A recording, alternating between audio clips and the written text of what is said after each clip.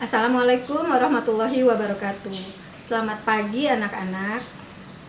Pada pertemuan kali ini kita akan mempelajari perkembangbiakan vegetatif pada tumbuhan. Vegetatif yang akan diajarkan adalah vegetatif alamiah. Apa tujuannya kita mempelajari vegetatif alamiah? Yaitu pertama, supaya kalian tahu bagaimana cara-cara tumbuhan berkembang biak. Yang kedua, kalian dapat membuktikannya dengan cara mempraktekkannya di rumah masing-masing. Simak ya anak-anak.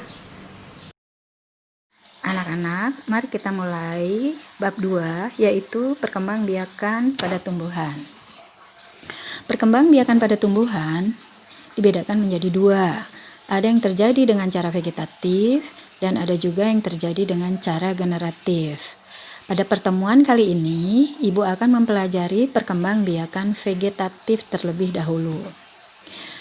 Vegetatif pada tumbuhan dibedakan menjadi dua, yaitu vegetatif alamiah dan juga vegetatif buatan.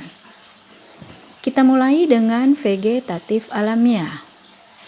Vegetatif alamiah pada tumbuhan dibedakan menjadi tiga. Pertama, membelah diri, kedua, spora, dan ketiga, tunas. Kita mulai dengan perkembangbiakan dengan spora.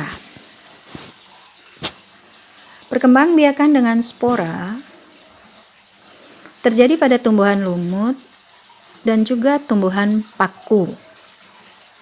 Waktu kalian di kelas 7, pada saat mempelajari klasifikasi, materi mengenai paku dan lumut sudah diajarkan. Salah satu ciri mereka mengalami pergiliran keturunan. Perhatikan pergiliran keturunan tumbuhan paku dan juga pergiliran keturunan tumbuhan lumut. Coba cari perbedaannya. Jawab nanti pertanyaan Ibu. Yang kedua adalah perkembangbiakan dengan cara membelah diri. Perkembangbiakan dengan cara membelah diri itu terjadi pada makhluk hidup bersel satu. Contoh tumbuhan yang berkembang biak dengan cara membelah diri adalah bakteri ganggang biru kehijauan seperti Anabaena sp.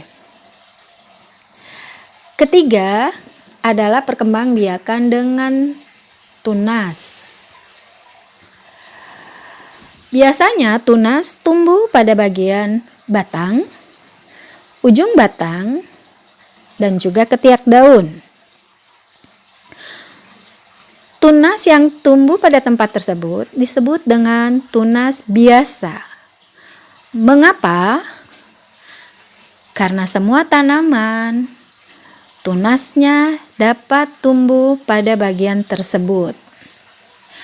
Contoh tumbuhan yang berkembang biak dengan tunas adalah bambu, pohon pisang, dan lain-lain. Macam-macam perkembangbiakan dengan tunas dibedakan antara lain satu, tunas adventif. Tunas ini tidak tumbuh di batang, tetapi dia tumbuh pada daun dan juga pada akar. Perhatikan gambar di slide Bu Deli. Tunas adventif yang tumbuh di daun seperti cocor bebek, begonia. Sementara tunas adventif yang tumbuh di akar, cemara, sukun, dan ada juga tanaman buah seri ada di depan kantin sekolah kita. Berikutnya yang kedua adalah rizoma atau disebut dengan akar tinggal. Dia bukan akar. Dia adalah batang, tumbuhnya di bawah tanah. Dia punya ciri memiliki daun sisik, beruas-ruas, dan memiliki mata tunas. Jika mata tunasnya dipisahkan dari induknya, maka dia akan tumbuh menjadi individu baru. Contoh rizoma ada pada tumbuhan Zingiberaceae atau tumbuhan jahe-jahean. Yang ketiga adalah geragi. Geragi juga batang, tetapi dia menjalar di dalam tanah dan juga bisa di permukaan tanah. Beda dengan rizoma, dia di dalam tanah tetapi dia hanya mendatar.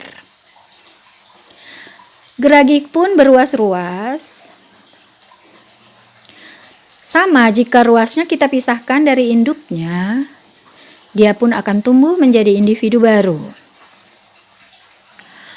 Contohnya yang sering kita lihat adalah rumput. Bisa stroberi, bisa pegagan, dan lain-lain. Geragi disebut juga stolon. Yang keempat, umbi, lapis. Dikatakan umbi karena dia berisi cadangan makanan dan berada di dalam tanah.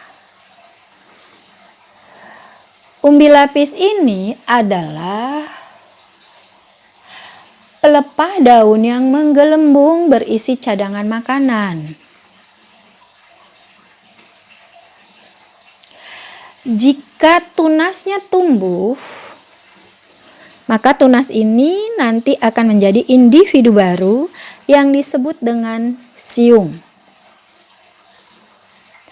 Contoh pada segala jenis bawang, bunga tulip, bunga bakung. Yang kelima adalah umbi batang.